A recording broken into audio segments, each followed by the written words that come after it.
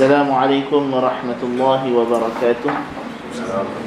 Alhamdulillahi rabbil alamin wa bihi nasta'in wassalatu wassalamu ala khatamil anbiya'i wal mursalin sayyidina Muhammadin wa ala alihi wa sahbihi ajma'in, amma ba'd. Pada kelas yang lepas kita telah pun menyatakan dengan jelas daripada bukti-bukti ayat Al-Quran dan daripada tafsiran para ulama ahli tafsir bahawa syirik, hakikat syirik ialah menyekutukan Allah Ta'ala dalam ibadah. Dan ibadah ialah perbuatan menghinakan diri, merendahkan diri secara pilihan kepada sesuatu yang ghaib kerana mengharapkan manfaat ghaib, kerana mengharapkan manfaat yang ghaib. Namun kita dapati terdapat penyimpangan dalam tauhid dan syirik yang berlaku dalam kalangan umat Islam. Kita tak cerita tentang orang yang memang tak Islam, tetapi fokus kita ialah pada orang Islam yang bukan dalam bentuk, kalau kita kata ada orang Islam pergi jumpa bomoh pakai tangkai yang pelik-pelik, kita kata pergi jadi bomoh yang menurun, kan? Kita kata yang tu pun, kita kata itu penyimpangan yang ketara, ya. Yang tu kalau kita tanya siapa pun orang Islam, aliran mana pun, ya, memang orang semua kata ini benda yang salah, kan? Kalau orang kata, kalau ada orang Islam pakai susuk misalnya, atau belah saka, tidak ada orang yang syak dan ragu bahawa ini adalah menyimpang daripada tauhid, kerana ia jelas satu bentuk syirik yang ketara. Tetapi masalahnya berlaku dalam kalangan orang Islam yang pada zahir dan batinnya adalah Islam, adalah Muslim, yang bukan munafik. Bahkan dia seorang yang salih, yang menjaga ibadat, menjaga salat, menjaga puasa, mengerjakan fardu haji dan umrah, mengeluarkan zakat kalau dia cukup syaratnya, ya, menjaga hukum hakam agama. Bahkan mungkin dia seorang yang diketahui sebagai memiliki ilmu yang mendalam dalam agama Islam, digelar sebagai alim. Tetapi terdapat pada tindakannya itu perbuatan-perbuatan yang bercanggah dengan maksud sebenar tauhid, seperti memohon hajat, pertolongan kepada makhluk yang telah mati, yang dianggap makhluk itu mulia, seperti Nabi sallallahu alaihi wasallam, atau seperti golongan yang disebut sebagai wali, yang mana syirik ataupun perbuatan yang menyimpang daripada tauhid yang berlaku dengan golongan ini tidak dilakukan oleh orang sebarangan. Bukan orang yang pergi clubbing disco, ya, bukan orang yang pergi tikar nombor ekor. Orang tikar nombor ekor pun dia menurun kat kubur juga, syirik juga kadang-kadang, kan? Jangan buat main. Nombor ekor tu boleh bawa pada syirik, kan? Tapi orang tahu kata ni salah, tapi tak, ni berlaku kepada golongan-golongan yang dianggap sepatutnya mereka ini adalah golongan yang menjaga agama Allah Subhanahu wa taala, tetapi kerana apa mereka boleh tersasar daripada landasan ini? Kerana ada 3 konsep yang agak kabur pada kalangan umat Islam setelah melalui satu aliran zaman yang jauh daripada Nabi SAW. Yang mana kita tahu sejarah pemikiran umat Islam itu sangat berliku. Dan sebab itu umat Islam itu digambarkan sebagai satu stream, aliran air, kan? Jadi aliran air itu pada dekat sumbernya memanglah dia adalah jernih. Tetapi semakin dia jalan ke bawah, macam-macam debris yang ada, segala daun-daun kering, ya, yang berguguran, maka menyebabkan akhirnya kita kata banyak pencemaran yang berlaku. Yang pertama ialah konsep ilah itu sendiri, al-ilah. Dan ini sangat penting, sebab kalimah tauhid tertegak di atas kalimah ilah. Sebab itu syahadahnya datang la ilaha illallah. Dia tak datang dengan makna hatta la ma'bud.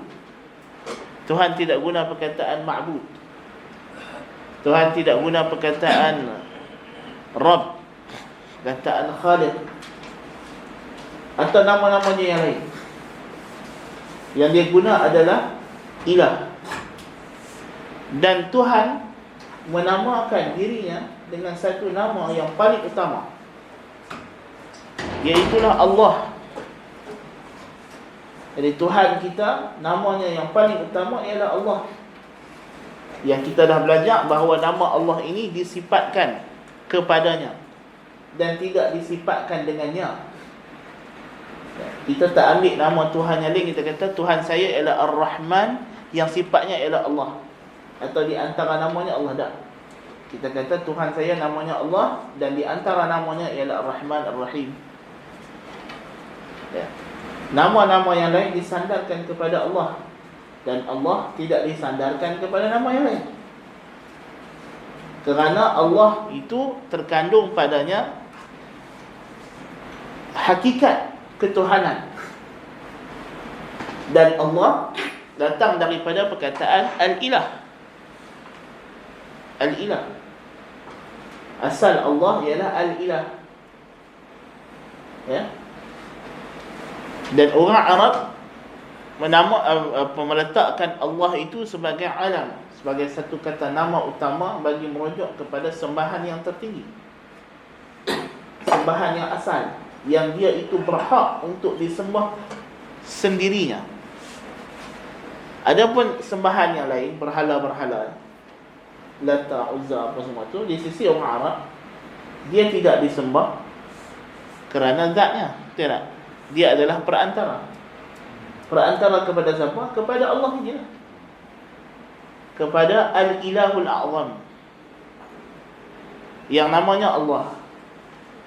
Jadi memahami makna kalimat Al-Ilah ini adalah satu elemen yang sangat penting dalam memahami tauhid. Dan kalau kefahaman seseorang terhadap konsep Al-Ilah silap,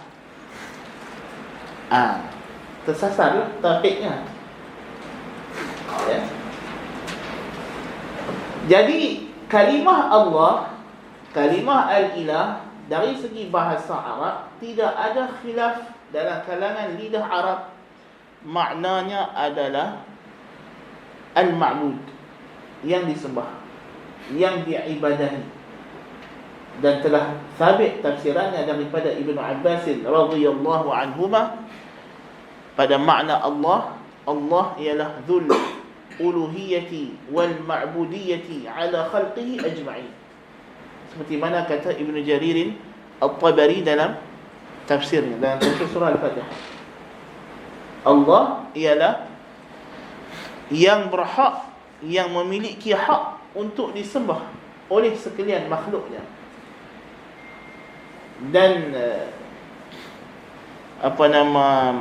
dalam satu syair yang jadi syahid berperkara ni ialah perkataan syair Arab, lillahi durul ghaniyatil muddahi sabbahna wastarja'na min ta'alluhi Dia puji satu golongan perempuan yang cantik-cantik. Dia kata mereka ni bertasbih dan beristirja kerana beribadat.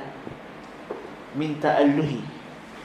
Ta'alluh, kalimah ta'alluh datang daripada perkataan alaha. Dan alaha ini adalah beribadat, memperhambakan diri, menghinakan diri kerana mengharapkan sesuatu yang kita kata manfaat ghaib. Okey. Jadi kalimah al-ilah adalah maf'ul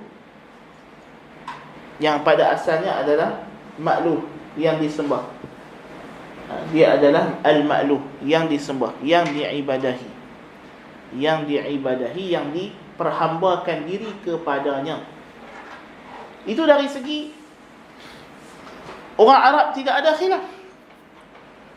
Ya. Dan kitab tafsir tidak ada khilaf. Kita boleh buka daripada tafsir Ibn Jarir At-Tabari sampai kepada Al-Kashaf oleh Zamakhsyari. Ya. Baik tafsir itu tafsir yang paling salafi Ibn Jarir At-Tabari, maupun tafsir yang paling ilmu kalam sekali, Al-Kashaf. Cuma tafsir Syiah tak pasti. Tak ada nak rujuk. Tapi dari sudut aliran yang dianggap teologi sunni itu, sama ada yang ahli hadisnya maupun ahli kalamnya, dari segi kitab tafsir mereka tidak ada tafsiran yang lain bagi kalimah ilah, kalimah Allah. Ya. Dianya adalah bermaksud satu zat yang diperhambakan diri kepadanya. Ya. Dan di situ datangnya konsep tauhid uluhiyah. Cumanya yang menjadi persoalan ialah apakah konsep yang disembah itu? Konsep yang disembah, apakah hakikatnya? Kita kata Allah sebagai Tuhan, hakikatnya sebagai Tuhan adalah keranalah dialah yang berhak untuk disembah. Kenapa dia berhak disembah? Balik kepada apa yang kita sebut. Kerana dialah pencipta, dialah pentadbir, dialah yang memberikan nikmat, dan dialah yang bersifat dengan segala sifat yang maha tinggi, bernama dengan segala nama yang maha husna, yang maha indah. Balik kepada rububiyah dan al-asma' wa sifat. Tetapi asal tauhid yang dituntut daripada kita sebagai makhluk ialah tauhid uluhiyah. Tauhid rububiyah dengan asma' wa sifat ini adalah dia punya dasar tapak. Kalau kita kata bangunan Yayasan Ta'lim ini, yang dikehendaki ialah bangunan ini, bilik ini untuk digunakan sebagai kelas. Bukan kita nak tapaknya, tapak, tapi tapak mesti ada. Kalau tak ada tapak, runtuhlah. Tak naiklah bangunan ni. Kan? Tapi kita tak ada manfaat daripada Yayasan Ta'lim ini melainkan setelah dia siap dengan bilik yang macam ni. Nah. Jadi tauhid yang dikehendaki daripada kita sebagai hamba ialah memperhambakan diri kepada Allah Ta'ala. Seperti mana kata Asy-Syatibi rahimahullah Ta'ala, maksud utama syariat ialah liyakunu ibadan lillahi ikhtiyaran ba'da an kanu ibadan lillahi tirara. Supaya kita ini menjadi hamba Allah dengan kehendak dan pilihan yang kita ada diberi oleh Allah Ta'ala, setelah mana kita ni memang hamba Allah Ta'ala secara ciptaan. Ya, memang kita ni makhluk Tuhan. Jadi kita kena melaksanakan kelaziman sebagai makhluk Tuhan. Ya, kita melaksanakan apa yang dia suruh, tinggal apa yang dia larang. So ini adalah esensi makna uluhiyah, makna ilah, bahawa dia ditaati.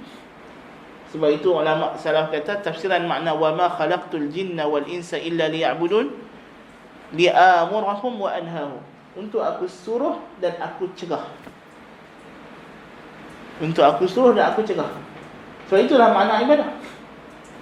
Ibadah ialah kita buat apa Tuhan suruh, tinggal apa Tuhan larang, betul tak? Dan sebab itu agama, esensi hukum agama, intipati agama ialah suruhan dan larangan. Tidak ada agama tanpa suruhan larangan. Tidak ada agama tanpa suruhan larangan. Sekarang ni ada orang nak agama tapi dia tak mau ada suruhan dan larangan. Betul tak? So itu bentuk kita panggil atheism, ketidakbertuhanan. Walaupun dia percaya ada Tuhan, tapi bagi dia Tuhan tak suruh, tak cegah. Undang-undang kita boleh buat sendiri.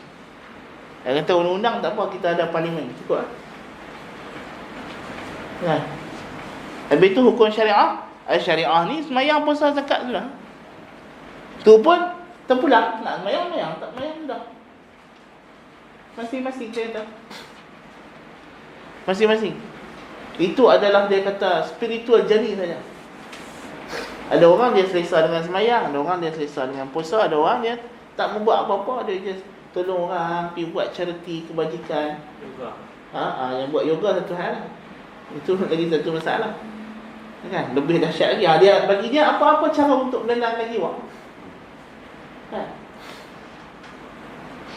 Apa-apa cara yang kononnya boleh menunjukkan dia ni baik. Dia tu walaupun tak sembahyang tapi dia baik tau. Dia tolong orang. Kita kata tak sembahyang mana boleh baik. Kan?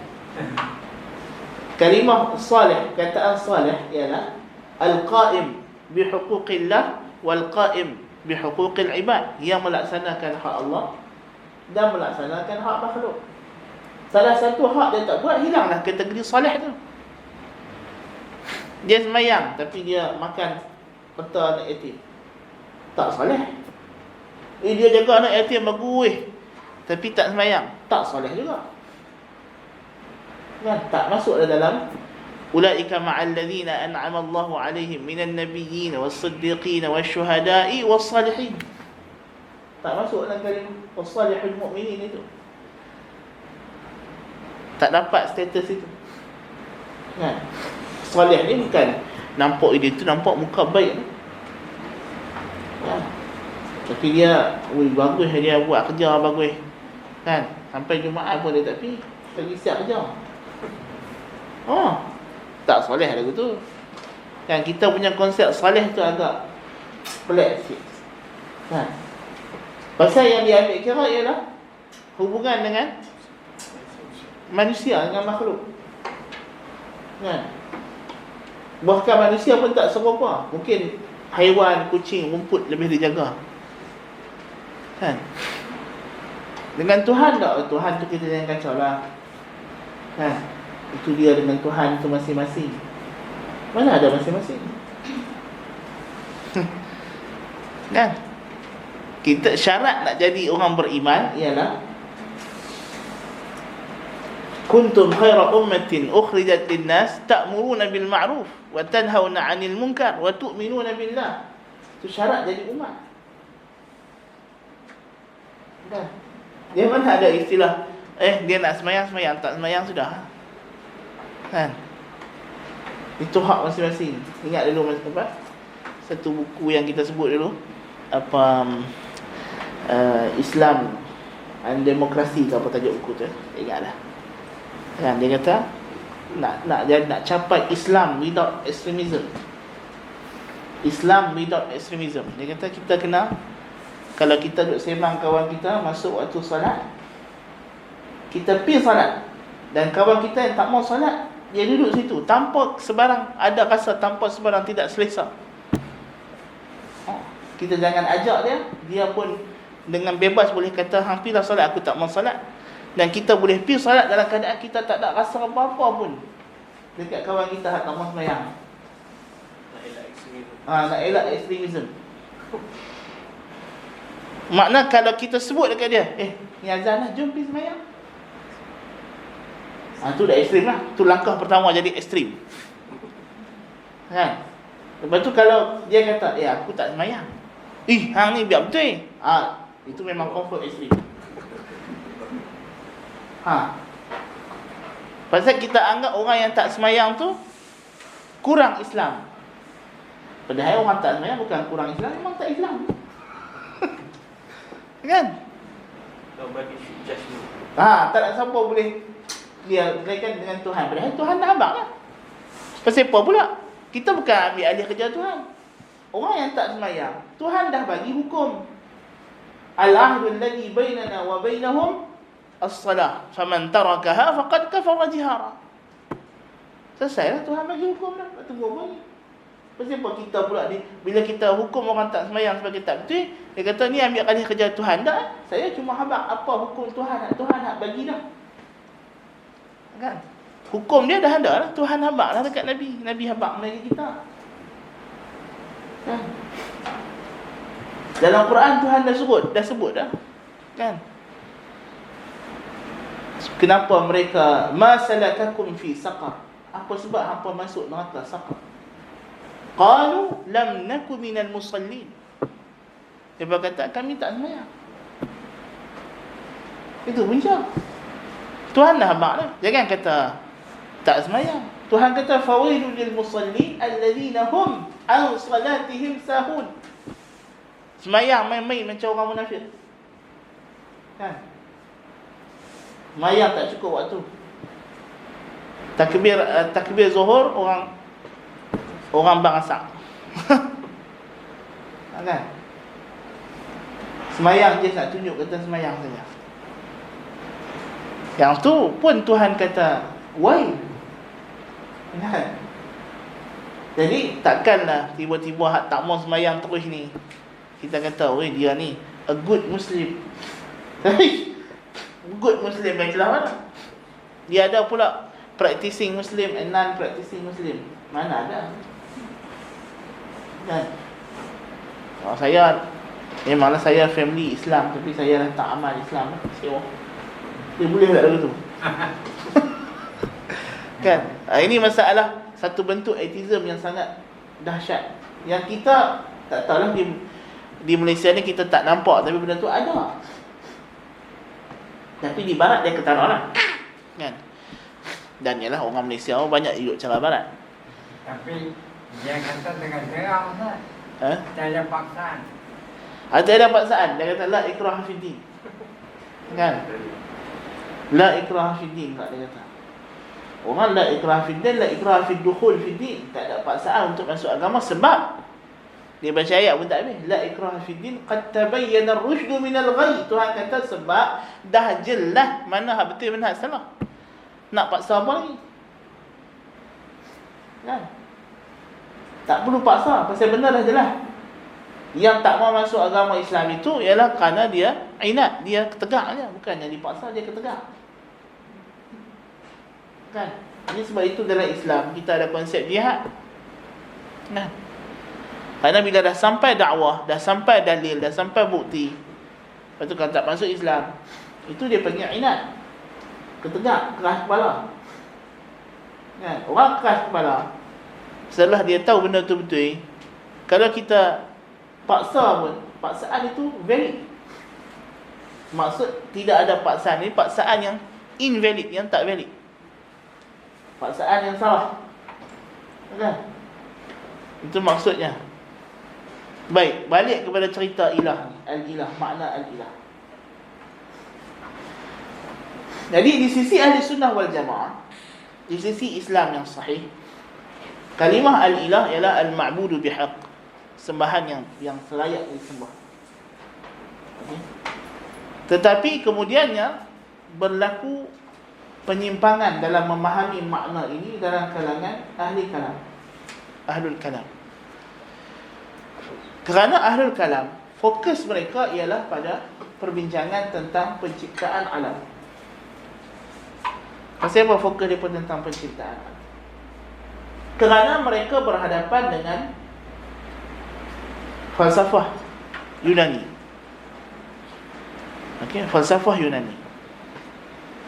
Falsafah Yunani menganggap yang dibawa oleh Plotinus bahawa alam ini adalah sedia ada. Alam ini adalah qadim. Dia tidak ada permulaan. Bukan maknanya alam ni memang duk ada macam ni, yayasan taklim duk ada daripada awal. Kalau kita faham betul, mesti orang kata, peliknya Aristotle takkan zaman dia yayasan taklim dah ada. Kan? Dia pun tahu dia dulu tak ada, kemudian dia ada. What they mean by that is the materials, the matters yang orang sains sekarang sebut sebagai tenaga is preserved, apa semua tu lah. Kan? Dalam kalau orang ngaji fizik kan, dia kata apa? Energy is preserved, tenaga itu dipelihara, tidak boleh dicipta dan tidak boleh diperbaharui. Tidak kan, kita ada disebut dengan sumber-sumber yang tidak boleh diperbaharui kan. Ini adalah i'tiqad falsafah Yunani lah. Kita jangan ingat sains pada tahun 2024 tidak ada kaitan dengan apa yang berlaku pada zaman Aristotle, pada zaman Plato, Plotinus. Jangan ingat sains itu telah merdeka sepenuhnya daripada. Yang dia merdeka itu metafizik. Sains moden menganggap dirinya telah mengalahkan Tuhan. Yang ni dia merdeka daripada Tuhan. Itu saja. Tapi tafsiran kepada teori sains kadang-kadang lebih Aristotle daripada Aristotle. Ya. Setengah-setengah teori sains kita dapati tak ada bergerak walaupun seinci daripada apa hak Pythagoras sebut kadang-kadang. Kan? Tafsiran bukan yang fakta.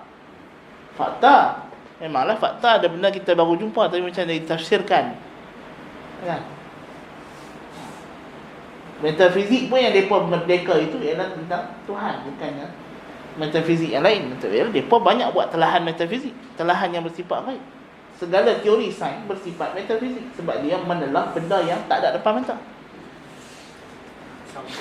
Kan? Kalau saintis itu dia hanya cerita apa depan mata dia, tak ada beza kita dengan saintis. Kita pun boleh ambil. Depan saya ni laptop. Okey. So, kalau saintis tu dia boleh beritahu kepada kita ini ada laptop. Tak payah saintis, tak apa.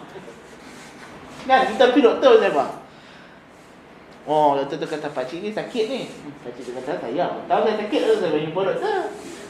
Kalau doktor sekadar boleh beritahu saya sakit, saya apa rasa? Saya lagi rasa sakit. Ya, yang saya nak doktor teka. Saya sakit apa? Doktor tu dia kena teka, dia kena main teka.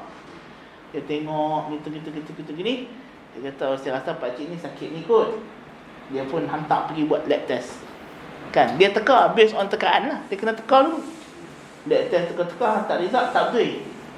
Dia tu kena fikir lain pula. Kan, dia kena fikir lain. Dia kena buat option B. Mungkin penyakit ni pula. Dia buat lab test sampai 10 kali test tak tahu penyakit apa. Kan. Lah kali satu dia kata sampai ajar lah kot. Kan? Itulah jawapannya. Kan.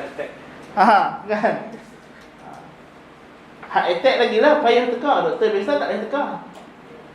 Kan? Ada orang pergi doktor heart attack, dia kata ni gastrik ni. Dia bagi ubat gastrik, kawan tu duduk sakit tak sudah-sudah. Hai tak lega-lega makin teruk. Pergi tu dia. Heart attack, kena buat angio on the spot. Kan? Ada gastrik dengan heart attack dia begitu mengejutkan. Kan? Persamaan.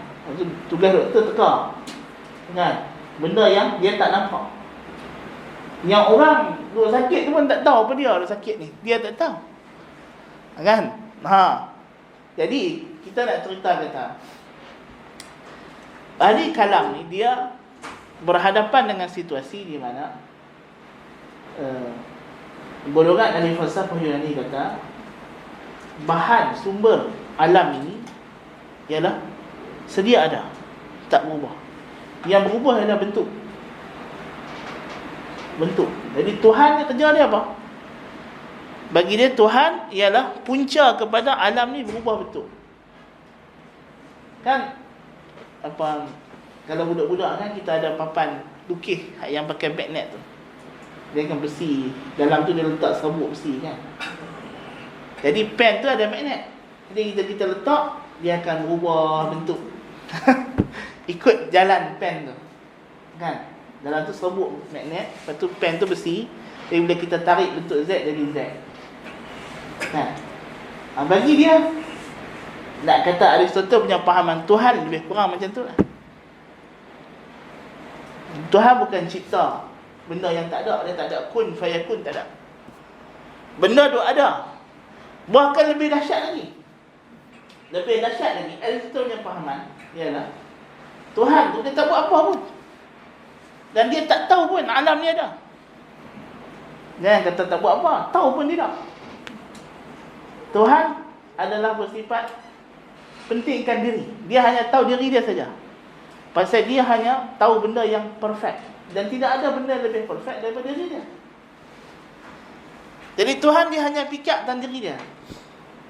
Dia tak ada fikir benda lain. Dia tak ada ambil tahu pasal benda lain. Habis alam ni macam mana berubah? Pasal alam ni dia kata nak tiru Tuhan. Sekurang-kurangnya ini apa yang ditafsirkan daripada ajaran Aristotle. Walaupun semua tak sungguh dia cakap, kita pun tak tahu. Kan? Jadi kalau kita kata semua dia cakap, dia tak cakap lagi, kita fitnah dia pula. Kan? Tapi itu tafsiran yang datang, yang sebenarnya pengaruh yang lebih besar dalam falsafah Yunani ialah Plotinus.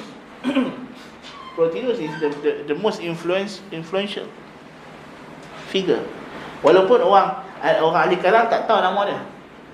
Pasal kitab dia Aeneas tu diterjemahkan ke dalam bahasa Arab dan disebuahkan secara salah kepada Aristotle. Kan? Sekarang orang kaji dan orang tahu kata sebenarnya tuan kita tu ialah Plotinus is the most influential figure. Kan? Sebab Plotinus ni dia cuba nak gabungkan ajaran Plato dengan Aristotle. Jadi dia bentuk satu ajaran baru, nama dia Neoplatonism. Kan? Jadi nak kata Tuhan dalam falsafah Yunani yang menguasai ketika itu dalam satu gelombang Helenistik itu ketika itu ialah Tuhan ni dia tak ada apa, dia adalah ma'syuq al-ma'syuqul awal yang disebut dengan istilah di an-nufmuba al-muharrikul ladzi la yataharrak, penggerak yang tidak bergerak. Penggerak yang tidak bergerak. Jadi semua benda bergerak ke arahnya sebab mencintainya, sebab merinduinya. Jadi alam ni merindui, makhluk ni merindui untuk meniru Tuhan. Maka di situlah berlakunya pergerakan, pertukaran. Jadi berlakulah pelanggaran sana sini. Jadilah alam ni yang sentiasa berubah. Itulah alam sufli, alam bawah. Alam langit kita sebut pada pahaman Aristotle tak berubah, dia duduk macam tu, yang statik. Yang itu kita dah tahu sekarang ni bahawa bintang mati, ada bintang baru dilahirkan. Tetapi isunya adalah kepada bahan material tu, matters, yang dia duk kaji sampai dah tak tahu apa dia. Kan? Yang dalam istilah Aristotle dia panggil hail. Kalau dalam istilah ahli kalam dia panggil jauhar fard. Kan? Itulah satu benda yang bersifat metafizik, tak tahu apa dia. Dia ghaib lah, ghaib. Kan? Jadi dia kata bahan tu ghaib. Yang nampak kita ni nampak ni adalah bentuk rupa yang Aristotle sebut sebagai form. Kan? Yang dari sisi ahli kalam disebut sebagai arad. Dia kata jauhar arad tu. Kan? Jadi fungsi Tuhan bagi pahaman Aristotle ialah dia menjadi punca kepada pergerakan bahan, substance, yang akhirnya substance itu akan membentuk rupa tadi. Jadi Tuhan bukan illah fa'ilah, bukan yang pembuat, tetapi dia adalah illah ghaiyah, dia adalah tujuan sahaja. Tuhan hanyalah tujuan. Dan Tuhan tidak ada kaitan dengan alam, pasal dia begitu transcendent, begitu tinggi kedudukannya. Dia tidak ada tempat, tidak ada masa, tidak ada arah. Jadi dah tak ada semua itu. Macam mana kita nak sembah Tuhan ni? Tuhan ni bukan untuk disembah. Faham tak? Dia hanya untuk ditiru. Dan nak sembah Tuhan tadi kena pakai perantara. Perantara dia jirim langit lah, yang dianggap menyerupai Tuhan dari segi perfection. Pasal dia tak rosak. Itu yang datangnya penyembahan cakrawala. Penyembahan cakrawala tadi bukanlah Aristotle yang asaskan, tapi dah memang puak dia sembah cakrawala. So dia cuba nak bagi sebab apa cakrawala ni dia sembah. Pasal apa kita sembah Jupiter? Pasal apa sembah Zeus? Pasal apa sembah Tuhan tu apa nama dia? Lupa dah nama dia. Yang apa? Yang besar, yang apa? Perseus lah, apa semua macam-macam tu kan, nama-nama tu yang dah ditekan. Medusa apa semua tu kan. Kan? Pasal apa nak kena sembah depa ni? Depa ni mewakili Tuhan. Depa sebenarnya bukan Tuhan lah, tapi mendekati perfection. Depa duduk di atas Bukit Olympus. Jadi nak sembah depa ni, kita kena buat satu pesta, nama dia Olimpiad. Kan? Sampai sekarang sukan Olimpik tu tak ubah tarikh yang sama. Kan? Dan dari segi adat pun masih lagi ritual yang sama. Darah obor apa semua. Cuma sukan je lah, berubah-ubah. Kan? Tapi asal-asal tu kononnya buat benda tu adalah untuk to please the gods, supaya Tuhan ni suka dengan kita. Jadi bila Tuhan tu, yang duduk di atas Bukit Olimpiad tu suka, maka Tuhan lagi besar tu pun dia akan suka. So depa tu syufa'a, perantara. Okey. Jadi manusia ni sembah Tuhan dengan macam-macam cara. Pasal dah depa suka perang, depa sembah Tuhan dengan cara sukan. Mungkinlah kan. Jadi macam-macam cara. Atau kadang-kadang kita tak terbayang orang Melayu, kita tengok dia main wayang kulit je pun. Tapi apa kaitan wayang kulit tu dengan sembah yang dia sembah itu, yang itu, kan? Dia adalah falsafah teori dia, kan, yang kita tak nampak. Baik. Jadi di sini datang satu konsep yang mereka terlalu gagaskan, ialah tentang Tuhan sebagai pencipta. Pencipta apa? Pencipta benda tadi lah, pencipta jauhar. Pencipta jauhar tadi. Jadi dia pernah kata alam ni tidak ada, kemudiannya ada Tuhan yang jadikan. Tuhan yang jadikan. Maka di sinilah ahli kalam melihat esensi Tuhan ialah sebagai, yang pertama, Tuhan ini dia adalah Al-Qadim. Dia qidam. Dia mestilah wujudnya sedia ada, tidak ada lain yang wujud selain daripada dia. So alam ni asalnya zero, tidak ada langsung. Yang ada hanyalah Tuhan, kemudian barulah Tuhan start cipta. So mestilah esensi Tuhan itu ialah qadim. Dan yang keduanya, dia adalah pencipta. Bila dia pencipta, dia memerlukan kudrah yang sempurna. Maka kita tak boleh sandarkan kepada mana-mana makhluk kudrah. Okay, sekarang ni golongan Yunani, bila dia kata Tuhan, tak ambil tahu. Habis kejadian alam ni jadi macam mana? Dia pun disebahkan kepada jiran langit, kepada bulan, kepada bintang, kepada planet cakrawala. Sebab bintang ni muncul, maka jadilah sekian.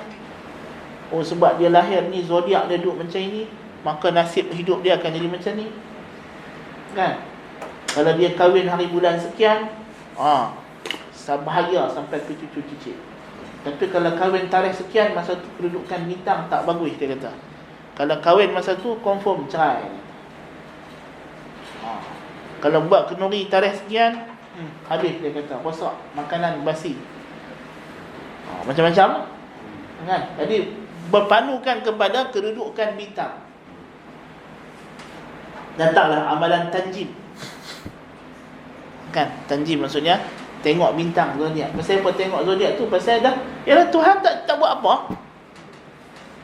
Jadi pergerakan alam ni dipengaruhi oleh pergerakan jirim langit yang merupakan wakil Tuhan, perantara. Jadi kalau bintang ni terbit, kedudukan dia macam ni dengan bulan, kedudukan zodiak dia macam ini, maka nasib dia baik. Bagus. Kalau macam ni tak bagus. Itulah cara dia merenung kepada kejadian langit. Bukan untuk ambil iktibar, tapi untuk percaya kepada perkara-perkara. Jadi mereka percaya pada pergerakan makhluk ni ada kesan. Dan situ datangnya tatayur. Kalau burung terbang kanan, baik. Burung terbang kiri, tak baik. Bewak lintas jalan, sial, bunyi burung hantu. Itu semua tu main pada situ lah. Kan? Jadi dia anggap benda ni ada kesan, takfir. Dan sebab Tuhan tu kan tak ada apa-apa, dia tak buat apa kan. Dia alam ni yang duk bergerak. Kan? Alam ni yang duk bergerak, Tuhan dia tak bergerak, dia duduk diam gitu je lah. Dia tak berubah. Alam duk berubah. Dia perubahan alam ni di keliling kita ni yang bagi kesan kepada kita. Kan? Sebab tu bila dia pun nak kena bertenang, duduk yoga, duduk diam, tak bergerak. Kan? Lepas tu pergerakan yoga tu, kalau duduk dia kena macam ni, dia kena melentuk kot ni, kepok kot ni, lipat kot tu. Kan? Itu semua ada dia punya falsafah dia. Kan? Semua tu ada kaitan dengan konsep Tuhan yang mereka pegang yang salah. Okay? Jadi ahli kalam selaku pada waktu itu mereka adalah the defenders of the faith, pembela akidah Islam masa itu. Mereka dapati gelombang ni mula masuk. Jadi macam mana? So dia kata Tuhan mesti qadim, mesti tamul qudrah, sempurna kudrat. Tak boleh ada yang ada kuasa melainkan Tuhan. Jadi makhluk tak ada kuasa terus. Yang ni ahli kalam dia ada dua aliran. Satu aliran Qadariyah yang terima konsep makhluk tu memang ada kesan. Walaupun Tuhan ada kesan, tapi makhluk ada kesan. Ya? Seperti Mu'tazilah. Dan golongan Jabriyah macam golongan Asy'ariyah yang menafikan langsung kesan. Pasal apa dia nafi kesan? Supaya nak nafikan benda tadi lah. Itu datang masalah kita sebut kasab di sini, sababiyah. So nampak related dia. Related dia sekarang tadi daripada masalah ilah pergi kepada masalah kasab. So Tuhan bagi mereka adalah al-qadimut tamul qudrah. Yang qadim, yang tidak ada mula, tidak ada sudah. Dan kita tak ada masalah, memang Tuhan tidak ada mula. Betul lah. Kan? Tidak ada sudah. Betul. Tapi adakah ini esensi makna kalimah la ilaha illallah? Kan? Jadi bagi dia al-qadimut tamul qudrah ataupun al-qadir ala al-ikhtira', yang berkuasa mencipta. Yang berkuasa mencipta. Jadi makna ilah ialah yang berkuasa mencipta. So dikehendaki daripada i'tiqad la ilaha illallah pada ahli kalam ialah apa? Tiada yang berkuasa mencipta kecuali Allah. Sekarang makna la ilaha illallah berubah tak berubah? Berubah. Dan yang pegang akidah macam ni bukan orang awam, bukan orang biasa, ulama-ulama yang mengaji kitab yang ada pada zaman-zaman hujung ya. Kan? Jadi tu Syekh Ahmad Duhak kata apa nama? Aku sendiri tak kenal tauhid. Ulama-ulama tempat aku semua tak kenal tauhid. Betul ya, dia kata betul. Tak kenal makna la ilaha illallah yang sahih. Dia bukan cakap benda merapu. Kan? Memang zaman dia tu dah jadi ajaran ahli kalam yang merge, yang bergabung pula dengan ajaran Ibnu Arabi. Lebih dahsyat lagi pula. Sebab Ibnu Arabi bawa kepada next level. Daripada tadi la ilaha illallah, daripada tidak ada yang mencipta, tidak ada yang berkuasa mencipta kecuali Tuhan, Ibnu Arabi akan bawa lebih jauh lagi. Apa dia? Tidak ada yang wujud kecuali Tuhan. Ini lebih dahsyat. Sebab bagi mereka alam ini wujud kerana wujudnya Tuhan. Tuhan adalah ruh, adalah hayula tadi. Tuhan adalah jauhar. Alam ini adalah aradnya. Jadi dia kata kalau kita betul nak establish tauhid dalam ajaran Ibn Arabi, kita kena bersaksi wujud itu hanyalah Tuhan. Tidak ada wujud jadi wujud Tuhan. Tidak ada existence melainkan existence Tuhan.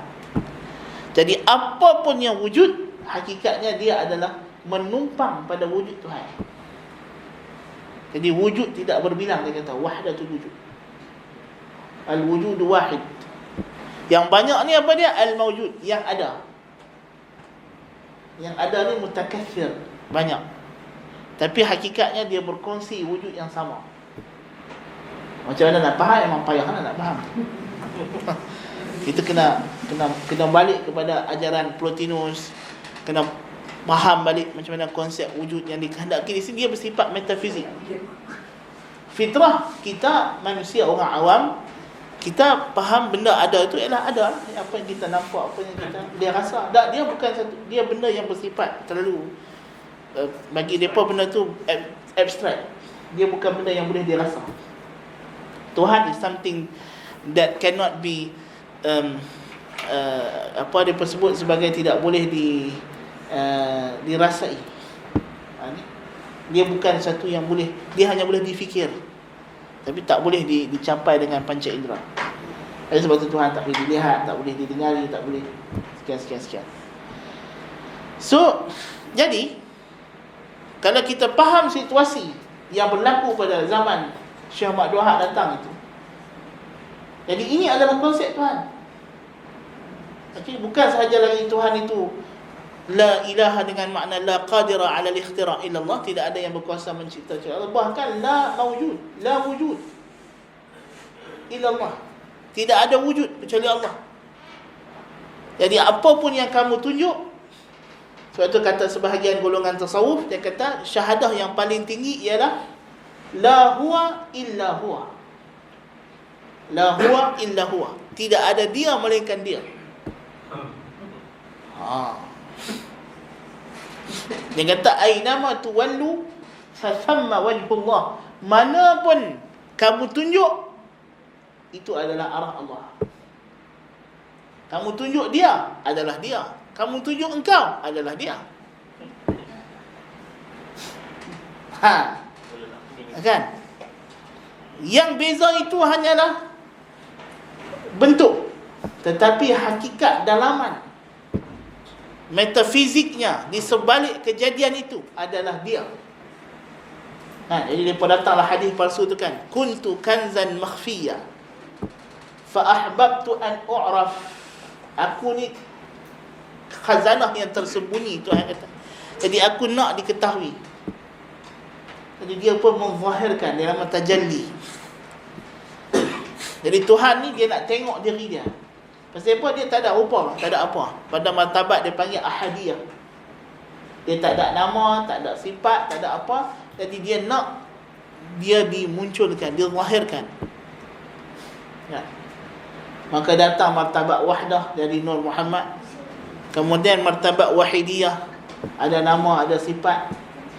Sampailah adanya alam ajsam, jisim ni, yang disebut sebagai martabat 7. Martabat 7 tu kira dah diringkaskan. Ibn Arabi sebut lebih daripada 100 martabat. Proses evolution Tuhan kepada makhluk. Kan? Tapi kemudiannya orang Melayu agak pandai sikit, supaya senang nak mengaji, kita ringkas menjadi 7. Kan? Mahathir tu. Pasal martabat 7 ni famous kat orang Melayu. Walaupun datang daripada Mekah, orang Arab, tapi akhirnya yang terima, orang Arab tak berkenal martabat 7 ni. Walaupun yang asal tu, yang tulis tu Fadlullah Burhanpuri tu dia pada Mekah dia, walaupun dia orang India. Dia kurang. Kan, tapi kitab sampai kitab Bahrul Lahut tu kan, yang diarak dijunjung daripada pelabuhan Aceh sampai ke istana itu. Tu betapa mengagungkan martabat 7 itu. Quran boleh pada buat dia. Yalah. Nah, itu bila dalam sejarah Melayu tu kan, Sultan Melaka hantar soalan pergi ke Aceh ke tak? Pergi ke Aceh lah, ataupun bukan Aceh, ke apa tu, Merah Silbu punya kerajaan, apa nama yang dekat itu, Pasai, kerajaan Pasai. Adakah neraka itu kekal? Soalan. Kan? Jadi bila ditanya soalan tu, jadi adalah ulama-ulama yang menjawab dia, kekal lah neraka, kekal. Kan? Lepas tu kawan nak bawa soalan tu bisik dekat menteri pasal tu kan. Dia kata, maksud Tuanku Sultan tanya soalan ni ialah bahasa zat, bukan bahasa af'al. Maknanya dia tanya hakikat. Hak Ibn Arabi sebut neraka tu lama-lama jadi uzubah. Kan, Ibn Arabi, neraka dia mula dengan azab, kemudian jadi uzubah. Azab sakit, uzubah lazat. Sebab orang ahli neraka, lama-lama lepas dia dah kena bakar, dia sebati dengan neraka. Jadi neraka jadi nikmat. Jadi azab tak kekal lah. Jadi akhirnya tak ada beza syurga dengan neraka. Sama-sama nikmat saja. Okey. Tapi syurga itu untuk orang yang kenal Tuhan awal, yang tahu kata dia adalah hakikat Tuhan. Neraka tu untuk orang yang tak buka hijab awal. Jadi dia lambat sikit nak rasa hakikat tu. Jadi dia rasa awal tu azab, tapi sebenarnya dia adalah dia. Hati tu adalah dia.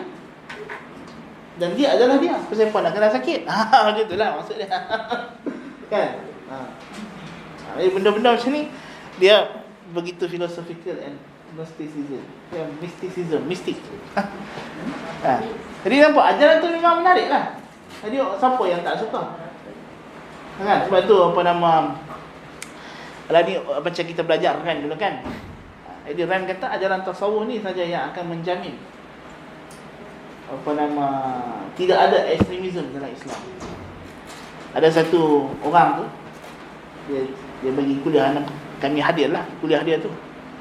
Dan dia ni bahagian kaji untuk menghalang ekstremisme apa semua.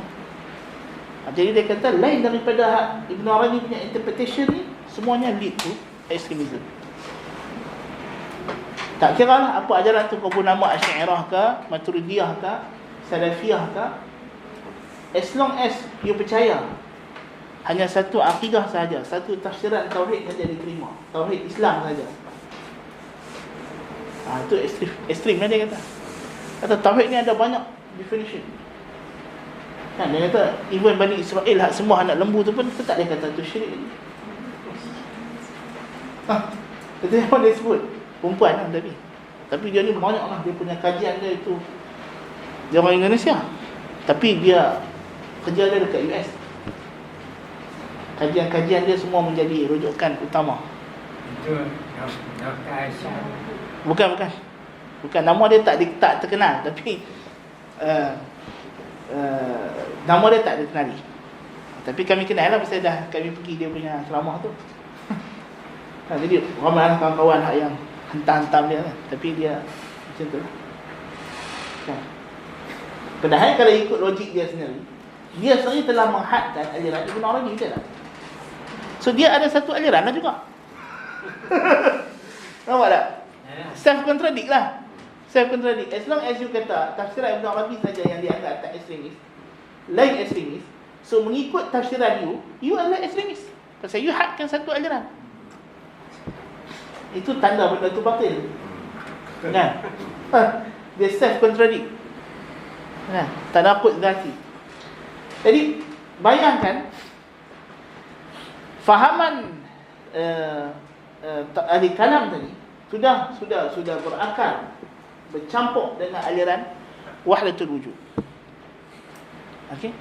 So kita tak boleh lagi dia sekadar pergi kepada kita ahli kalam, kita kata tafsiran ahli kalam ini yang mencemarkan tauhid. Not only that, tafsiran itu sudah berkembang pada abad ke-12 Hijrah, masa zaman Syekh Muhammad Abdul Wahab itu, tafsiran itu sudah berkembang.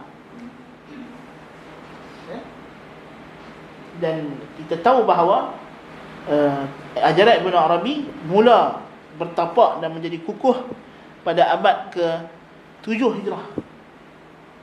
Abad 7 Hijrah lebih kurang 10 Masihi. Iaitulah zaman Islam rancak datang ke Nusantara. Ya. Jadi sebab itu tadi kita sebut kita itu junjung atas kepala. Ya. Sebab itu pengagungan kepada ajaran Ibn Arabi itu hebat, besar. Dan sebab itu bila Syekh Ar-Raniri dia datang ke Sumatera, dia daripada India datang Sumatera ke Aceh, dan dia berdebat dengan anak-anak murid Hamzah Fansuri dengan anak murid Abdul Rauf Sinkil, kan. Jadi anak murid Abdul kata, aku Tuhan, dia kata. Jadi Syekh terkejut, macam mana dia kata aku Tuhan? Salah. Dalam ajaran Ibn Arabi tak boleh sebut aku Tuhan, tak boleh. Sebab itu kataan Firaun salah, Tuhan marah. Tapi kita boleh kata semua benda Tuhan, itu tak apa. Faham tak? Dia tak boleh isyarat satu benda je Tuhan. Betul? Nabi kata orang Kristian berdosa dia kat mana? Sebab dia kata Isa tu saja Tuhan. Dia hadkan Tuhan pada satu benda.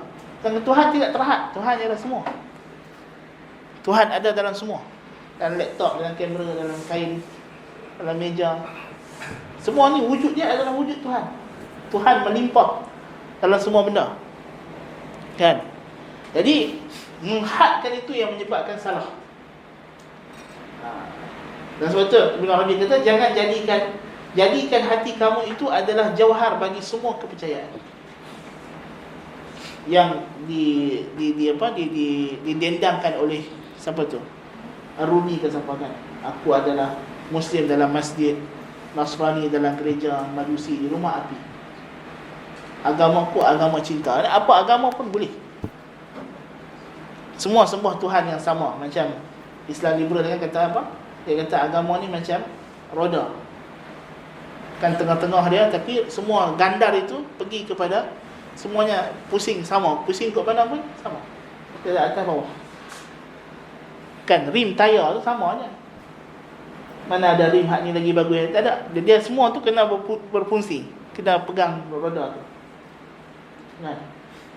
Jadi itu fahaman yang Syekh Muhammad Abdul Wahab berhadapan dengannya. Kita kena faham. It's not simple. Bukan mudah. Dan pahaman ini bukan sahaja dekat kampung dia, bukan sahaja dekat negeri dia. Dia telah merebak dari seluruh kerajaan Turki Uthmaniyah. Nak cerita macam mana pengaruh Ibn Arabi ni, kitab Fususul Hikam itu syarah Daud Al-Qaisari. Daud Al-Qaisari ni siapa? Dia ni yang pegang silibus sekolah-sekolah Uthmaniyah. Dan dia jadikan syarah itu untuk orang belajar. Kitab Fususul Hikam. Bayangkan. Masuk sekolah, anak kita pergi sekolah mengaji, Tuhan itu ialah kita, kita adalah Tuhan. Sekolah apa? Sekolah agama, bukan sekolah biasa. Dan masa tu memang of course dia tak ada pengasingan macam kita sekarang. Semua orang mengaji agama, semua orang hafal Quran hafal. Tapi nak bagi kita nampak macam mana situasi itu, the situation. Kita tak faham, kita tak bayang, kita tak tahu realiti, wakil. Kan? Itu hak yang mengaji agama, hak tak mengaji lagi jahanam. Tak, Syekh Muhammad Abdul Wahab berhadapan dengan orang Badui yang tak percaya akhirat, yang memang tak salat. Orang Badui, Syekhul Islam berkata zaman dia pada abad ke-7 ke-8 Hijrah. Ada orang Badui ingat salat tu umur 60 wajib. Badui bukan orang yang duduk dalam hutan. Kalau konteks kita dalam hutan, orang lebih teruk daripada orang asli lagi. Orang asli tu kota ada masyarakat berdana, orang asli ada. Kan? Ni bukan orang asli dah, orang hutan. Orang duduk dalam hutan banat, tak tahu apa, dalam gua, caveman. Kan? Tapi zaman tu bukan ada macam kita internet apa semua. Kan? Mana ada kalau ada orang main mengajar, ada tak ada. Bayangkan terputus ilmu wahyu, kan? Walaupun of course ada ulama, keluarga Syekh Muhammad Abdul Wahab semua ulama. Dari segi fiqh, ya, hukum hakam Islam terpelihara, tapi fahaman yang mereka jadikan dia sebagai ajaran hakikat, yang dianggap ajaran tertinggi. Kan? Dan bila jadi konflik macam kita di tanah Melayu di Nusantara ni, bila jadi konflik di antara kem Singkili dengan kem Raniri, kan, sehingga Syekh Raniri fatwa supaya dibunuh sejumlah pengikut ajaran Abdul Rauf Sikit sebab aku kata dia Tuhan tadi. Akhirnya bila Syekh Raniri kalah debat dan dia balik ke India, kemudian Abdul Samad Palembang yang datang selesaikan masalah dia. Tapi itu pun selesai macam mana? Dia jadikan tasawuf tu 2, kan, ataupun 3 peringkat. Tasawuf untuk mubtadi, peringkat orang awam, permulaan ni hanya mengaji kitab tasawuf amali. Tasawuf dengan makna belajar 10 sifat mahmudah, 10 sifat mazmumah, selesai tasawuf tu. Belajar akhlak, belajar kitab Bidayatul Hidayah, kan? Itu belajar tu selesai. Kan? Lepas tu naik peringkat kedua baru mengaji kitab tinggi. Sampai peringkat ke yang tinggi barulah mengaji kitab yang hebat-hebat. Kitab Fususul Hikam, kitab Durun Nafis, kan? Yang dalam tu ada Wahdatul Wujud, kan? Kitab Sarus Salikin, kan? Jadi dibahagikan. Jadi dengan cara itu supaya tidak berlaku kelagahan. Jadi mereka hak mengaji tasawuf peringkat tinggi ni jangan duk main cakap dekat orang. Jangan duk pergi buat live streaming pula, duk zikir hu, tak boleh lah. Itu salah. Kan? Pasal apa dia mendedahkan rahsia pasal zikir hu, nama hu ni dia tak boleh semua orang zikir. Dia hanya hak sampai maqam saja. Kan? Yang tadi disebut la huwa illa huwa. Kan? Dulu ustaz kami, dia ustaz lah, bersyarah kami dekat diploma dulu kan, kat Palin tu. Dia abang, dia kata memang kamu kalau cari dalil, dia kata zikir hu dengan tak ada, tak jumpa. Ini dapat sendiri sampai maqam baru dapat, dia kata. Dia masa tu dia orang besar terdekat Syabani. Tapi dia mengajar akidah kami masa tu. Tu masa kat Palin, bayangkan lah. Masuk sekali. Kan? Tapi nak kata kalimah, lepas tu Ibn Arabi ada kitabnya, kitab Al-Huwa. Sama macam kataan dalam orang buat yoga kan, sama lah. Pasal dia Tuhan tu tak ada nama. Dia balik kepada keadaan Tuhan tu tak boleh dirujuk dengan nama. Dia adalah dia sahaja. Lepas tu mereka mengagungkan nama Huwa tu, kan, sampai buah nama anak pun Abduh. Tak ada Abdullah, kan, Abduhu Huwa. Walaupun yalah Tuhan jadikan Syekh Muhammad Abduh tu taklah terima ajaran tu, tapi pengaruh pada zaman itu sampai pak dia pun buah nama dia Abduh. Kan? Tapi Abduh tu merujuk kepada nama Tuhan Hu. Nama Tuhan pada mereka lah, bukan pada kita. Kan? Nak habaq kata hebatnya pengaruh penyelewengan makna ilah itu. Kan? Macam mana konsep tauhid itu sudah lari. Kan? Dan itu kita dapat lihat di Nusantara ini perjuangan kaum muda. Kan? Cuba baca sejarah perjuangan Ayah Hamka. Hamka kan tulis kitab dia Ayahku. Dalam tu sejarah, catatan penting. Kan? Dalam buku Hamka daripada perbendaharaan lama. Itu ada catatan penting tentang apa yang dibuat oleh Sultan Agung. Kan Sultan Agung kan ada keluar filem dia dekat Netflix, Sultan Agung tu kan. Sultan Agung tu mengasaskan ajaran yang nak hampir sama macam ajaran Akbar. Kan? Macam mana Islam bersih abang-abangan, bersih kan, untuk orang khas. Kan, apa dia panggil, sastra gending. Saya baca kan buku ayahmu tu, tapi tak berapa faham. Pasal dia cerita perjuangan lawan Wahdatul Wujud. Kan? Bukan sahaja masalah usalli, masalah apa tu fiqh, tapi hak lebih dahsyat lagi. Hak Ayah Hamka lawan tu ialah fahaman Wahdatul Wujud tu. Kan? Fahaman sembahan kubur itu yang dia sebut dalam yang dia buat Mufti Johor tu. Apa tajuk buku tu? Teguran Suci dan Jujur. Kan? Dia kata benda lain kita boleh toleransi, tapi main sebuah kubur, dia kata minta tolong dekat wali saman apa semua ni, Syekh Saman apa semua ni, dia kata yang ni syirik, kami tebah. Kami tak ada toleransi. Masalah ini masalah besar, masalah tauhid sudah menyimpang. Kan? Jadi hamka sebut macam mana orang Nusantara itu agamanya hanya pada tangkal, jampi dan doa.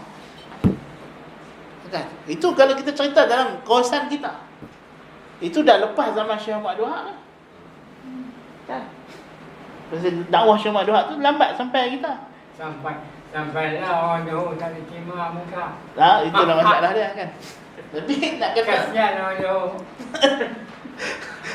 Tapi nak kata pemikiran, tidak apa makna wujudnya Islam kejawen orang Jawa kan. Ajaran kejawen tu lebih dahsyat lagi. Itu kesan. Dan macam mana ajaran tauhid itu diselewengkan. Jadi, okey. Tadi konsep Tuhan dengan konsep kasab, sababiyah. Dan ini kita dapati syubhatnya masih disebut. Kan? Dulu satu orang tokoh Aswaja di Malaysia ni, dia kata apa? Dia kata yang syirik tu Wahabi, dia kata. Pasal apa syirik tu Wahabi? Pasal Wahabi kata boleh minta tolong orang hidup, tak boleh minta tolong orang mati. Pasal apa pula? Pasal dia kata bila Wahabi kata minta tolong dengan orang hidup tak syirik, pasal orang hidup memang ada kemampuan, ada kudrah. Ada kata tu dah syirik, i'tiqad kudrah. Kita minta tolong orang mati, dia kata kita tak nak i'tiqad kudrah, jadi kita tak syirik. Pasal apa dia cakap macam tu? Pasal ni konsep ilah dengan kasab ni. Pasal bagi mereka, as long as kita mengaku bahawa tidak ada yang ada kudrah kecuali Tuhan sahaja, dan makhluk tidak ada kudrah, tauhid lah. Kau buatlah apa pun. Pokok kah, kayu kah, batu kah, mati kah, hidup kah, tak ada masalah. Tauhid tu ada. Mungkin benda tu dia pada mereka, mungkin perbuatan minta kepada orang mati tu benda yang tak elok, tak bagus. Dari sudut dia mungkin membawa kepada i'tiqad kudrah. Itu saja. Maksud? Sebab tu mereka tak jazam benda tu syirik. Mereka taklah kata benda tu memang boleh buat suka hati, tak juga. Tapi kalau kita kata habis orang hak menurun nombor ekor, pergi dekat kubur dia menurun nombor ekor, syirik tak? Dia kata benda tu memanglah haram, bawa kepada syirik kalau dia i'tiqad benda tu bagi. Tapi kalau dia kata benda tu sebab, Tapi memang dia cakap benda tu ni. kalau ya, dari sudut itu bagi mereka, mereka tak lihat syirik tu dari sudut. Okay, kalau kata kawan ni pergi puja nombor ekor, tapi dia tak percaya, dia suka-suka ikut kawan dia. Kawan dia ajak. Kata hang tak percaya pun tak apa, jomlah kita pergi pasang colok-colok gitu je. Pasal saya dah tengok. Memang dia percaya Datuk tu bagi. Yalah, dari sudut tu memang syirik lah. Tapi kalau ada orang suka-suka ikut kawan dia pergi buat benda tu, adakah dia buat benda syirik? Bagi puak dia tak syirik lah. Bagi kita tu syirik lah, sama-sama. Tak ada beza. Kan? Sekarang ni kalau satu orang pergi Mesir, pergi melancong ke apa ke, dia lepas tu dia orang kata ni makam Husain, ni kalau main ni sujud depan ni. Dia pun tak apa, dia kata sujud. Pasal apa? Tourist guide suruh, tak ada apa. Kan? Kita kata ni perbuatan syirik lah. Mana boleh? Bagi dia pun tak syirik. Tu nampak beza dia dekat situ. Mungkin benda tu bagi dia haram dan jadi kufur dari sudut tasyabuh sahaja. Kufur mungkin dari sudut tasyabuh sebab tiru orang kafir. Jadi kalau satu orang sujud dekat berhala, tanpa i'tiqad kata berhala tu yang mencipta alam atau berhala tu ada kuasa, ini persoalan. Jadi kata ulama Asy'ariyah, dia jadi kufur sebab tasyabuh, dia tiru orang kafir. Itu je. Bukan sebab benda tu syirik pada hakikatnya. Syirik bila kalau dia i'tiqad berhala ni adalah Tuhan yang ada kuasa, kudrah, tamul kudrah, baru dikira kufur, dia kufur syirik. Kita kata tak, semata-mata dia sujud dekat berhala, sama ada dia sujud sebab main-main ke, sebab dia berlakon ke, kita kata dia jadi syirik. Walaupun ialah confirm lah kita sama-sama setuju sekarang ni geng Asy'ariyah dengan dia ni, kita setujulah sama-sama, kita dengan dia setuju kata dia ni telah buat benda yang menyebabkan dia boleh keluar daripada Islam. Itu tidak ada khilaf. Tapi dari segi sebab dia jadi punca jadi keluar Islam tu. Sebab dalam akidah Jahmiyah, bila dah datang isu yang ketiga, masalah iman. Pasal di sini iman di sisi ahli kalam, terutamanya Murji'ah. Sekarang ni Asy'ariyah Murji'ah. Iman tidak ada kaitan dengan amalan. Iman ialah benar dalam hati. Iman sekarang ni benar dalam hati. Iman ialah tasdiq, membenarkan. Solat, puasa, zakat ni bukan iman. Yang ni bagi mereka adalah tanda atau cabang atau lambang iman sahaja. Bukan iman tu sendiri. Okey? Jadi bila bergabung dengan isu yang ketiga, amalan tu sendiri tidak ada kesan pada iman. So you sujud biarlah kat siapa pun. Faham tak? Bukannya isu sujud. Sekarang ni isu i'tiqad. Kalau dia sujud kepada berhala, dalam keadaan dia tidak ada i'tiqad berhala tu adalah ilah dengan makna konsep yang kita sebut tadi, dan dia tidak percaya melainkan makhluk ini hanya ada kasab, tidak ada kesan, tidak ada sebab musabab dalam alam. Dan sujud pada mereka bukanlah iman melainkan ketika ada i'tiqad ini. Dan sujud tu sendiri bukan iman. So, macam mana kita nak hukum orang? Sebab itu Ibn Taymiyah ilzamkan golongan Jahmiyah, kalau satu orang mengaku kata saya beriman, asyhadu an la ilaha illallah wa asyhadu anna Muhammadar Rasulullah, tapi masa perang Badar dia pergi duduk di belah Abu Jahal. Dalam keadaan dalam hati dia, aku percaya Muhammad Rasulullah, Allah sahaja Tuhan yang mencipta dan ada kuasa dalam alam ni, dan aku perang ni bukan kerana ibadah, hanya kerana nak habuan duit. Dan dia perang Rasulullah, dia perang sahabat-sahabat Nabi. Muslim tak kawan ni? Jadi golongan Murji'ah kata zahirnya kufur, tapi batinnya kita tak tahu. Dan di sini datang masalah. Apabila Tok Wali Sufi kata atau buat benda yang zahirnya maksiat,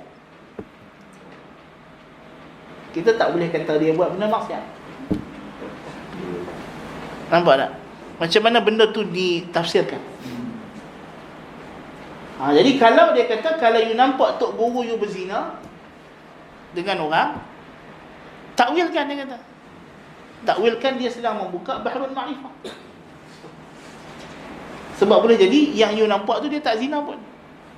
You nampak macam tu, dia kata. Pasal hakikatnya tidak ada kesan, kasab. Tak ada kesan. Tok guru tu tak ada apa. Semuanya ditakdirkan oleh Allah Ta'ala.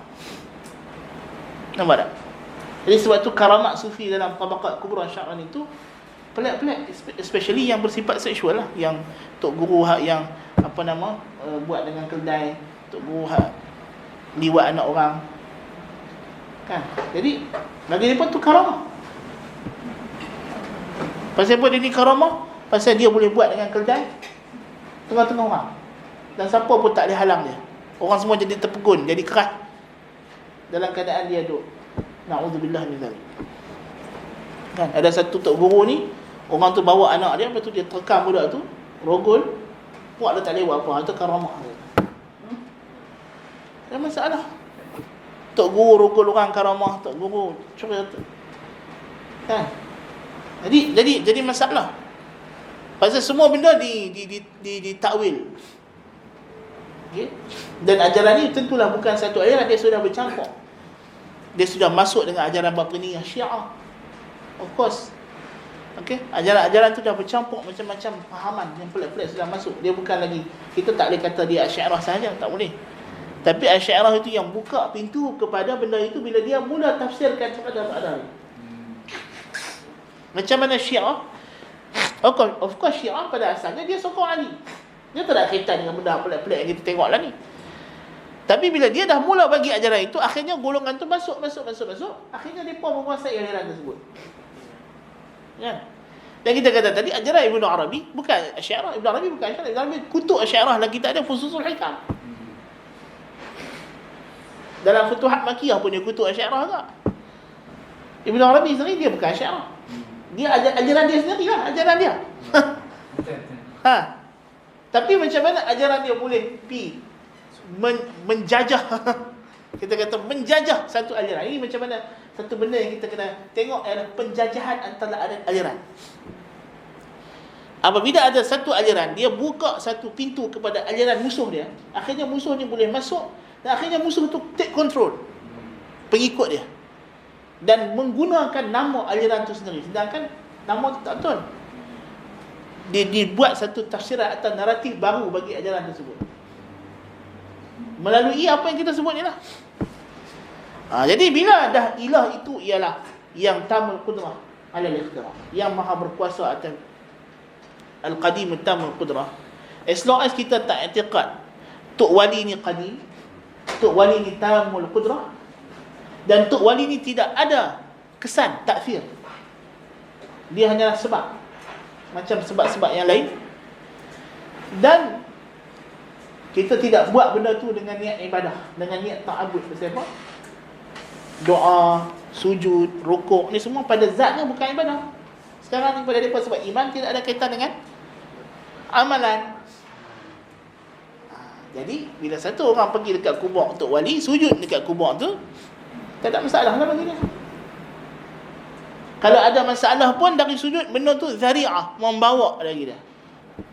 Bukannya benda tu sendiri sudah jatuh syirik. Kalau mereka kata minta doa kepada wali ni, lepas tu dalam fatwa Perak kan, dia sebut haram. Dia tak sebut syirik, dia kata haram. Walaupun tapi benda tu tak kuasa juga, kalau dah haram larang kan. Jadi dia marah kita pasal kita kata syirik. Dia nak suruh kita kata haram saja, jangan kata syirik. Tak ada beza orang hak sujud dekat kubur untuk wali dengan orang hak minum arak dengan judi. Kita kata mana boleh? Beza macam syurga dengan neraka. Orang hak sujud dekat kubur untuk wali ni, ini level lain punya dosa. Innallaha la yaghfiru an yushraka bih wa yaghfiru ma duna dhalika liman yasha. Tuhan jadikan kawan hak yang minum arak, berzina, berjudi ni di perenggan kedua ayat. Kawan ni duduk di perenggan pertama, mana boleh sama? Kan? Tak, dia kata kita kena samakan level. Selagi mana dia tak ada i'tiqad. Kita kata tak betul. Iman bukan hanya i'tiqad, iman ada perkataan, iman ada amalan. Iman bukan terhad kepada apa yang kita percaya saja. Apa yang kita buat iman. Apa yang kita cakap iman. Kan? Sujud adalah ibadah. Sujud adalah ibadah. Kan? Bukan mesti nanti nak kena i'tiqad jadi ibadah. Tak. Semata-mata dia sembam dari dia ke tanah depan satu benda yang dianggap benda ni ada manfaat ghaib. Mana kalau aku sujud dekat kubur wali ni, Tuhan bagi apa yang aku nak. Hajat dia. Syirik lah tu. Nak tunggu apa ni? Inilah ibadah lah ni. Pasal dia buat satu amalan, dia merendah dan menghinakan diri dia pada satu benda dengan tujuan mengharap dapat benda baik. Atau kerana takut, kalau aku tak sujud ni, saya kena tulah Tok Wali. Ada juga takut gitu. Forward message. Apa ni, wasiat berantai zaman dulu kan, ada kan. Itu zaman dulu sampai fatwa lain dari Imam Arab Saudi boleh keluar fatwa tu. Zaman bin Baz tu fatwa tu. Tapi nak kata percaya benda-benda macam itu. Kan? Tapi dia kata tak guna macam sebab. Tak kira lah sebab tak sebab pun. Ini masalah. Kan? Jadi mereka tak boleh nak hukum syirik. Okey, kita kata dekat golongan aswaja lah kan. Kalau pun hampa tak kata benda syirik, tapi hampa kata haram, larang lah orang. Pasal apa tak larang? Yang dinamakan gaduhan kita pasal apa? Pasal dia ada syubhat. Itulah syubhat itu. Nampak tak? So syubhat itu telah melemahkan pegangan dia terhadap keharaman benda tersebut. Walaupun bagi dia benda tu haram, tapi Orang Wahabi lebih dahsyat lagi pasal mengkafirkan orang. Nampak tak? So kita pula jadi salah lagi besar. Oi. Kan? Jadi bagi dia, orang Wahabi, orang Salafi ni lagi dahsyat jenayah dia pasal mengkafirkan orang. Dia ni buat dosa aja, sujud dekat tok wali dia. Nampak pemikiran. Jadi membawa kepada ekstremisme. Membawa kepada meninggalkan penyembah berhala dan memerangi orang Islam. Jadi sebab tu mereka boleh bergabung. Kan tengok tu apa dulu India tu panggil Zakir Naik Wahabi. Lepas tu dalam parlimen pun ada satu ahli parlimen perempuan Cina panggil dekat Datuk Seri Syahidan Wahabi. Kan? Syahidan duk bangkit tegak dia kata, "You duduklah Wahabi lagi ni," dia kata. Cina. Bayangkan. Dan satu habuk ahli parlimen Islam ni haram seorang tak bertahan. Baik daripada belah dia Syahidan tadi, baik daripada belah ni tentu lagi lah. Kan? Jadi satu benda yang orang kapiak pula jadi buat bola tangguh. Siapa bagi? Puak ni bagi sendiri supaya orang kapiak boleh perang orang Islam. Inilah perangai Khawarij. Yang Nabi sebut yaqtuluna ahlal Islam wa yad'una ahlal awthan. Mereka boleh bergabung pula halang Zakir Naik sama-sama. Kan? Kita takkan buat macam tu. Kita bila presiden mereka kena isu mesin basuh, kita tidak ada ambil kesempatan. Kan? Suajak. Pasal apa? Kita tahu dia orang Islam, dia orang Islam. Kita tak boleh nak bergembira atas apa yang menimpa orang Islam, atas benda yang dia tak salah. Kan, dia cakap satu benda yang Allah Ta'ala takdirkan dia kena pada dia cakap benda yang ada betul lah, bukan kata salah semua. Kan? Jadi kita tak boleh nak tepuk tangan hore. Pasal kita ada walak kepada orang Islam, ahli iman, ukhuwatul iman. Kan? Tak ada perangai macam mereka yang sorak bila ada orang Islam kena sebab tak sama aliran dengan aku. Ini ta'assub fanatik mazhab yang cukup bahaya. Kan? Ini ada orang sorak pasal apa? Orang Gaza kena bom, dia kata Hamas pasal yang Aswaja cakap Aswaja, yang mengaku Salafi cakap Salafi. Aswaja kata Hamas ni Salafi. Jadi padanlah kena, dia kata dengan Yahudi. Boleh kata gitu. Ada ulama Aswaja di London tu. Kan? Dia kata itulah Hamas kena tu pasal dia ni Salafi. Tuhan tak tolong. Astaghfirullahalazim. Na'udzubillah min dzalik. Ada kau cakap gitu? Tak ada langsung innamal mu'minuna ikhwah. Kan? Ini bukan cerita mazhab ni. Ini cerita iman. Cerita Islam. Kan? Dalam situasi macam ni pun kau nak cerita kau punya fanatik mazhab ni. Mengarut betul lah.